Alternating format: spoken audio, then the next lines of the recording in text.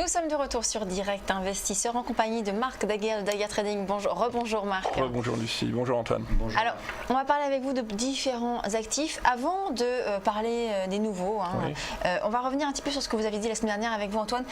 Vous aviez abordé notamment une paire qui était le GBP USD Oui. et l'euro-dollar. Vous aviez plutôt recommandé la prudence et de ne pas entrer en position sur l'euro-dollar. Peut-être revenir un petit peu sur ce qui avait été dit la semaine dernière. Sur l'euro-dollar ? Sur ces deux paires. Voilà. Ouais. Oui.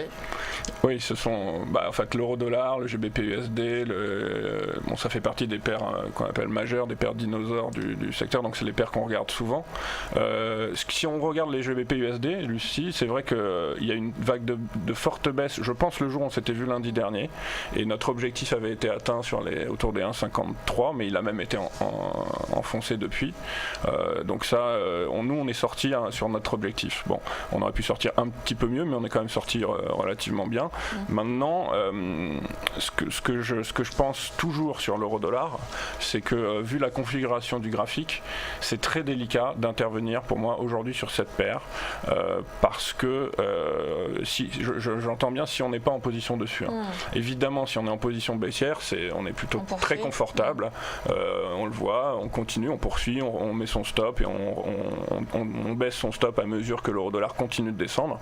Là, aujourd'hui, même si Antoine devait resserrer le graphe sur du plus long terme, on n'a aucun véritable support qui viendrait nous dire qu'on est à même de rebondir. Vous voyez, on a tout enfoncé, comme on l'appelle nous. Et moi, je pense vraiment que cette semaine-là va encore être baissière sur cette devise. Oui, tout à fait. Donc justement, sur l'euro-dollar, si vous pensez que la baisse peut se poursuivre, où est-ce qu'on pourrait aller? Jusqu'à quel niveau on pourrait aller? Là, tout de suite dans l'immédiat? Oui, dans la semaine au plus bas. Dans la semaine, je pense qu'on peut taper en dessous des 1,16, entre les 1,15 et 1,16. Si il y a on rappelle, actuellement on est à 1,1810. On pourrait donc selon vous reperdre encore 200 pips. Moi j'avais on pourrait. J'avais un objectif qui était un peu en dessous des 1,17 exactement la semaine dernière. Là, je pense de toute façon que quand on voit ce graphique là, pour l'instant, cette chute permanente qui ressemble, comme on l'a dit, même si c'est uniquement d'un point de vue graphique à celle du pétrole, je pense qu'il n'y a pas grand chose à faire, à espérer. C'est beaucoup plus risqué de tenter d'attraper un rebond sur rien, sur aucune donnée véritable, que de continuer de jouer la baisse. Donc moi, ma recommandation, c'est de ne pas jouer la hausse sur cette paire. Si on est en baisse, poursuivre sa position tranquillement, et éventuellement certains, s'ils veulent essayer d'attraper un petit rebond intraday pour se positionner à la baisse, pourquoi pas. Voilà. Alors le CAC 40, on va revenir dessus. On a ouvert en hausse ce matin, on est à 4213 points. Oui, toujours, ça tient bien. Ça tient bien. Vous aviez dit ce matin à 9h quand vous êtes intervenu qu'on pouvait attendre peut-être un repli vers les 4160 pour justement après reviser un rebond vers les 4220. Bon bah là le repli n'aura peut-être pas lieu. Donc là encore, ça va être délicat en intraday, j'entends bien, pas sur la semaine. Mais là, est-ce qu'on rentre là maintenant au risque d'arriver à une période où peut-être que ce rebond va faire face à des résistances? On ne sait pas encore suffisamment ce que peuvent donner les États-Unis. Comme on l'a dit ce matin, il n'y a pas de grandes nouvelles macroéconomiques aujourd'hui. Je pense que le marché japonais est fermé, donc il n'y a eu aucun indice venant de nulle part.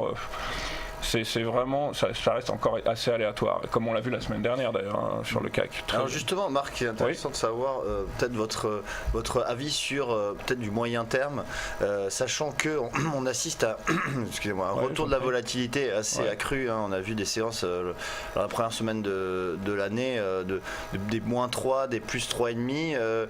Est-ce que selon vous cette nervosité des opérateurs n'est pas un mauvais signe pour l'avenir? Et quel est votre biais finalement sur du moyen terme? Oui, alors c'est certainement pas bon signe, parce que ça témoigne, comme on l'a dit ce matin, d'une tension, d'une nervosité véritable, quand le marché, non seulement le marché n'a pas de tendance, mais c'est pas un marché qui est stable. Vous avez des marchés sans tendance qui sont stables, c'est-à-dire où le indice ne fait pas grand-chose. Mais là, il n'a pas de tendance, mais il est absolument, comme vous l'avez dit, pas stable, c'est-à-dire qu'il peut avoir des journées de hausse et de baisse violentes très alternées, ce qui prouve bien, vu que pendant ces journées, il n'y a rien il n'y a vraiment aucune nouvelle externe qui vient justifier ce type d'aléa. Ça veut bien dire que les investisseurs ne savent pas trop où donner de la tête pour l'instant. Alors oui, c'est souvent précurseur de quelque chose de plutôt négatif. Maintenant, comme je l'ai dit et comme je continuerai de le dire pour l'instant, il y a des zones de support qui existent, qui sont là. Ça fait quand même des années qu'on est dans la tension et que les indices continuent de monter. Moi, tant que ces zones tiennent, je vais pas dire que je vais jouer la hausse à fond. Alors, quels sont ces niveaux? Le niveau, pour moi, le niveau clé là sur le CAC, vous me dites à plus moyen long terme, reste cette espèce de borne inférieure du grand canal qui passe aujourd'hui autour de mémoire 3900, entre 3960 et 3980. Ça, c'est pour moi la première zone clé de support clé. C'est-à-dire que si on enfonçait cette zone, là oui, je pense qu'on pourrait avoir des centaines largement, pas loin de 500 points à perdre au moins derrière. En attendant, tant que cette zone n'est pas enfoncée, je me méfie parce qu'on a effectivement une borne de résistance, comme vous l'avez tracé là avec l'oblique bleu là, qui est quand même qui passe par les 3 derniers sommets. On a donc à travers ces deux zones, on a ce que vous voyez qui se dessine une forme de wedge un petit peu, c'est-à-dire qu'on a donc ça veut dire que les cours vont être de plus en plus étouffés si vous tracez ces deux obliques et que vous les prolongez. Au bout d'un moment, le CAC 40 va être obligé de sortir d'une de cette zone-là, c'est-à-dire qu'il va être obligé, il peut pas rester comme ça indéfiniment, il va être obligé soit d'enfoncer cette zone-là, soit de dépasser celle-ci. Dans les deux, qu'est-ce que vous voulez que je vous dise? Sinon, comme on le voit, regardez, même là sur votre graphique, on a eu un rebond, avant on a eu une vague de baisse, avant on a eu un autre rebond et avant encore une vague de baisse. Ce sont des zigzags assez violents, assez amples, permanents. C'est vraiment ce que j'allais dire du coup par coup. Donc soit on se met à l'écart parce qu'on n'a pas envie de se prendre des portes de saloon et de se faire chahuter dans la tempête, soit on tente d'aller dans les tranchées, d'y aller, mais il faut vraiment y aller en surveillant en permanence parce que les moindres mouvements dans un sens ou dans l'autre peuvent vous envoyer dans le décor, vraiment. Et à court terme, alors, donc là c'est plutôt au moyen terme, en intraday, vous seriez... là pour aujourd'hui, quels seraient vos objectifs? Là je vous l'ai dit tout à l'heure, je pense que si on a la correction qui était possible, dont on parlait tout à l'heure, n'a pas eu lieu, là il est 10h, donc on est encore loin, on a encore largement de temps devant nous avant l'ouverture des marchés américains. Je pense que il vaut mieux pour l'instant privilégier une légère hausse. Et puis si jamais on voit qu'il y a une résistance qui commence à avoir lieu, comme on l'a vu en intraday là tout à l'heure avec Antoine, une oblique qu'on peut tracer, si cette oblique vient à tenir, on peut éventuellement tenter de se positionner à la baisse si on sent qu'il y a une correction qui intervient à ce niveau-là. Pour terminer, on va finir par un actif que vous suivez particulièrement, c'est l'or. L'or qui a bien rebondi sur les précédents plus bas et qui profite un petit peu de la version risque et de la volatilité des marchés. Absolument.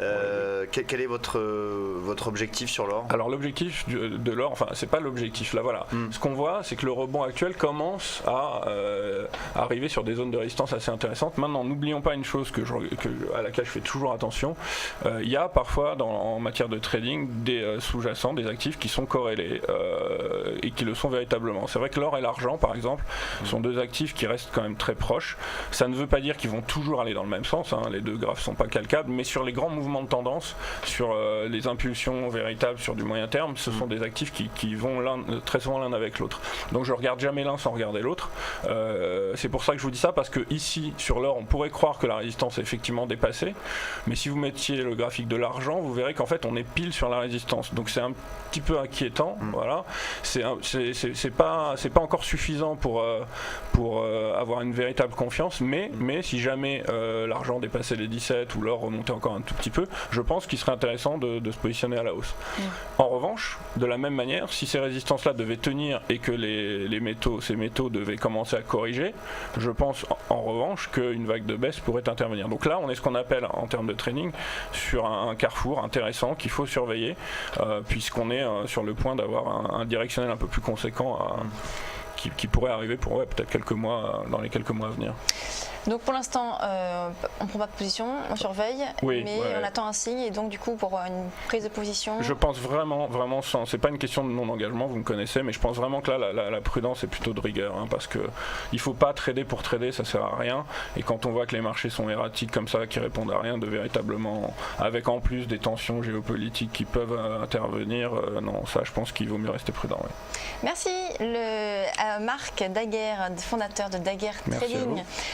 On va poursuivre Direct Investisseur après une toute petite page de publicité.